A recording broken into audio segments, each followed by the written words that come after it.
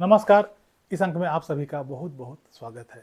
एक रेप के दोषी को मात्र 3 साल की सजा, सुनने में बड़ा आश्चर्य नहीं लगता? और ये हकीकत है। गुजरात के एक ट्रायल कोर्ट ने एक रेप के दोषी को केवल 3 साल की सजा देकर छोड़ दिया गया, जहां रेप के लिए मिनिमम सजा 7 से 10 साल की होती है।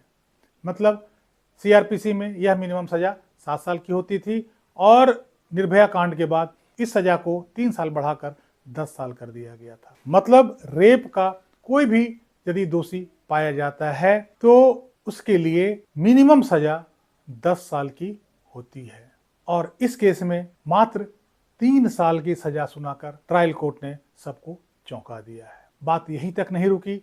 जब यह मामला हाई कोर्ट गया तो गुजरात हाई कोर्ट ने भी इस आदेश को, इस ऑर्डर को कंफर्म कर दिया। मतलब गुजरात ने भी माना कि यह ऑर्डर जो है वो कहीं से इरोनियस नहीं है बल्कि ठीक है।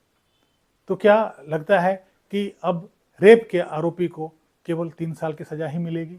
ऐसे में समाज में कितना गलत मैसेज जाएगा और समाज में इसका क्या प्रभाव पड़ेगा? यह बात जब सुप्रीम कोर्ट के पास पहुंचा बाय वे ऑफ अपील तो एक बार सुप्रीम कोर्ट भी प्रामा फेसाई आश्चर्यचकित में पड़ गया कि कैसे कोई जज एक रेप के दोषी को केवल 3 साल की सजा देकर छोड़ सकता है, जहां इसकी सजा कैपिटल पनिशमेंट यानी फांसी की सजा से लेकर के मिनिमम सजा 7 से 10 साल तक की होती है।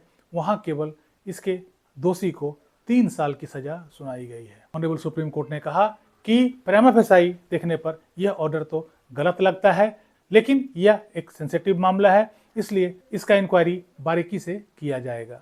सुप्रीम कोर्ट ने कहा कि हम इसका डिटेल इंक्वायरी करेंगे और वस्तु स्थिति समझने की कोशिश करेंगे कि आखिर ट्रायल कोर्ट ने ऐसा ऑर्डर क्यों पास किया।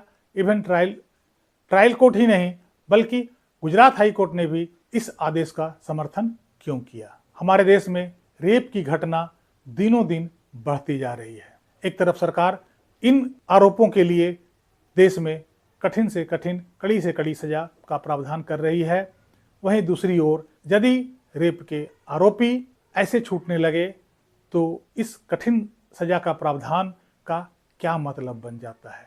2012 में निर्भया कांड के बाद रेप के लिए एक नया कानून का भी प्रावधान हुआ।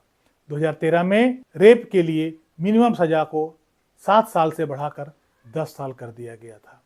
इसके अलावा अलग से एक नया कानून बनाया गया जिसको हम लोग पॉक्सो एक्ट कहते हैं। इतना कठिन कानून के बावजूद भी 2018 में कठुआ रेप कांड घटित हुआ और उसके बाद अभी हाल ही में पिछले साल आरजी कर हॉस्पिटल में जो रेप का विभत्स घटना घटी वो पूरे समाज को चिंता में डाल दिया कि आखिर इतनी कठिन सजा के प्रावधान के बावजूद ये रेप की घटना हमारे समाज में रुकने का नाम नहीं ले रहा है। सजा बढ़ाने के बावजूद भी रेप जैसे घिनौने करतूत घटना हमारे समाज में लगातार बढ़ता जा रहा है। यदि हमारी न्यायिक व्यवस्था ऐसी घटनाओं पे इस तरह की सजा सुनाएगी तो हमारे समाज में रेपिस्टों का मनोबल कितना बढ़ जाएगा। यह जरूरी है कि ऐसी घटनाओं के लिए देश में कड़ा से कड़ा सजा का प्रावधान हो। इसके साथ साथ यह भी जरूरी है कि हमारी न्यायिक व्यवस्था ऐसे दोषियों को कठिन से कठिन सजा देने का भी व्यवस्था करे। इतना ही नहीं बल्कि प्रोसिक्यूशन जिसमें कि पुलिस अधिकारी होते हैं उनसे भी यह उम्मीद किया जाता है कि ऐसे केसेस का प्रोसिक्यूशन पे विशेष ध्यान दे ताकि ऐसे दोषी किसी भी हालत में बच ना पाए और कानून के किसी भी फ्लॉ का वो दुरुपयोग न कर पाए। यह जिम्मेवारी सरकार की है, यह जिम्मेवारी न्यायिक व्यवस्था की है और यह जिम्मेवारी हमारे पुलिस प्रशासन की भी है।